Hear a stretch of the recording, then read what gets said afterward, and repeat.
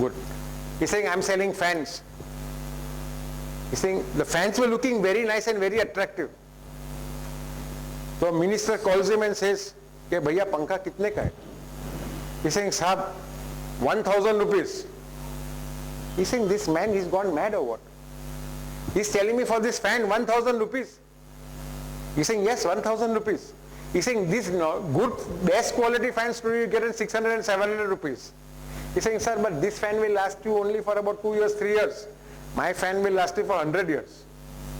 He's saying, for 100 years? Oh. He's saying, how? He's saying, you use it and then tell me. So he said, can you not reduce the cost for me? He's saying, you have reduced your cost for anybody that I should reduce. Mentally he's saying to himself, nahi, 1,000 rupiya hoga to humko bolo. That man has nothing to lose. He takes out a 1,000 rupee note, gives it to that fellow and says, okay, give me the fan. He starts using it. He's saying, if it breaks, I'll call you. I say, I'm coming to this gaon every day. You don't have to, I'm not going to run away from you, don't worry.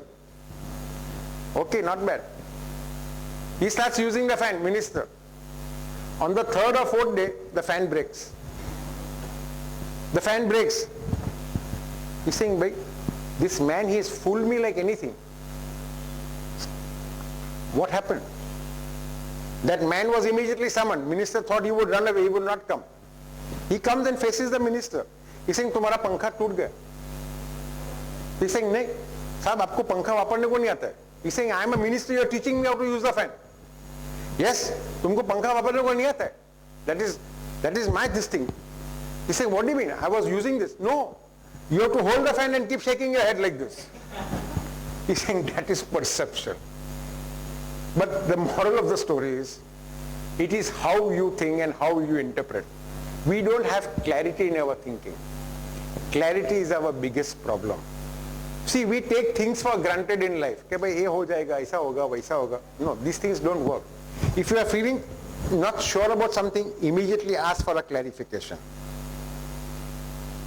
Now, once you are born, the child is craving for love and affection. The child is craving for love and affection. But how does the child crave for love and affection? See, nobody gives you anything free today, even your father and mother. They expect something from you in return. May not be monetarily, but good behavior, good this thing. Now, what are the values and beliefs in your house? From the age of 2 to 11, the child picks up all the values and beliefs of the father and mother. You see, the father and mother may be believing in something which is blatantly wrong. But the child, in order to live, in order to accept certain things, will say, yes, okay, I'm going to follow this path. Now when the child grows up and realizes that this belief is totally wrong, but the mind, as he first rightly said, is so conditioned that the child refuses to accept change, and then problems start happening. Now, what do you mean by the word change? Can we change our beliefs? Can we change our patterns? Now, the cause of problems are only 3. One is health, second is money, and third is relationships. As he says, compatibility. Compatibility is the absolutely correct word. Now, health, when the health of one person is down, the other people in the family have to sacrifice for him. They feel, now you will do for 8 days, 10 days, 15 days, 20 days. Afterwards you will also start thinking, how much should I keep doing it? So that again becomes a problem for you. The other thing is your perception. I'm coming once again to perception. See, in the office where you are working, your boss's expectations are X. Your work and your level is X minus 20%. So immediately, when what I am looking out for is not being given to me, there is a conflict. When I say the word conflict, first it starts with an argument, then it starts with energy. Now, how energy? I'll explain to you. There are certain things when, if you become non-judgmental in life, you have solved 80% of your relationship problems. Now, when I say the word energy, this is an excellent example, please remember. I hope all of you enjoy good food. Everyone enjoys, absolutely. Anybody liking fast food, McDonald's ko hai kya? At least not me. Not good. Okay, I grant you for now. Now, assuming you are passing by McDonald's, it's open for once, you get the whiff of fried French fries or potatoes. See, this man's mouth has already started watering. Even yours, good. Now, what happens to you?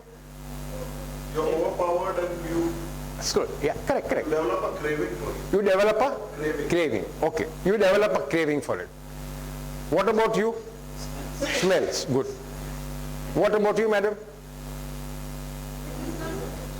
You don't like it. Good. Then you are with me. Our tuning is the same. Okay. You develop a craving for it. Then what happens to it? You add more energy to this. You add more energy to your thought. Okay, आज का दिन जरा जाके test करो.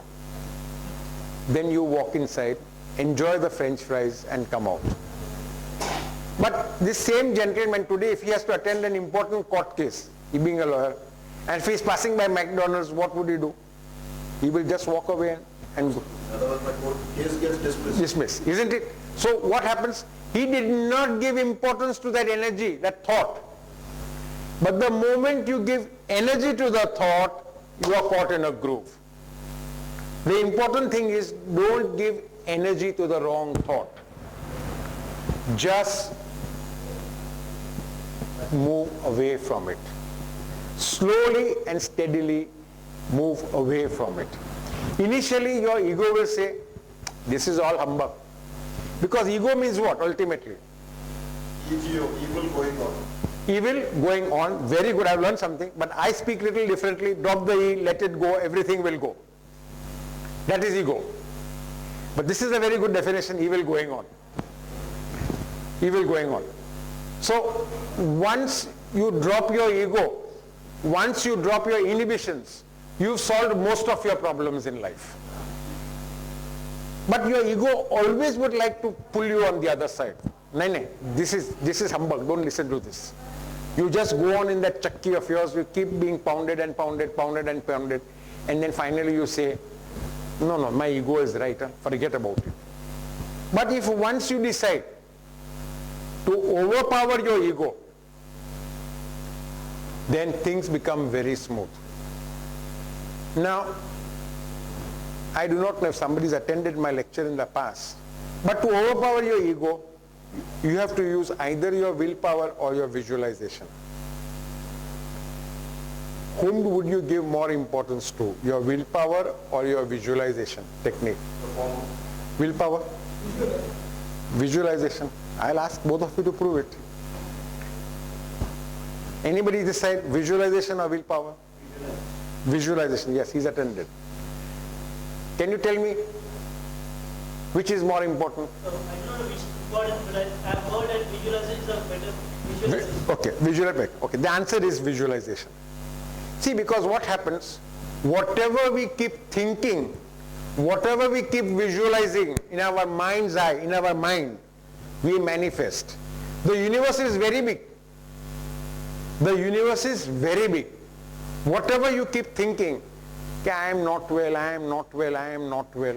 So ultimately it becomes reality. My wife is not good, my wife is not good, my wife is not good. Finally it gets so firm in my subconscious mind that I accept that statement as a gospel truth. Now, to prove to you that visualization is far more important, far more stronger than your willpower. You have seen huge buildings coming up. So did the architect first have the willpower to do this, or did he have the visualization? He visualized something like this. Okay, I want something like this. I want this structure. Then he adds energy to the thought. I will do this, I will put this over here, this will be over here, this will be over here. But again, that comes down to a human being. When I'm talking of the divine, I always keep comparing the two. When I'm talking of the divine, you have seen a huge banyan tree. It started with what? Small seed. Very good. It started with a small seed. Now when you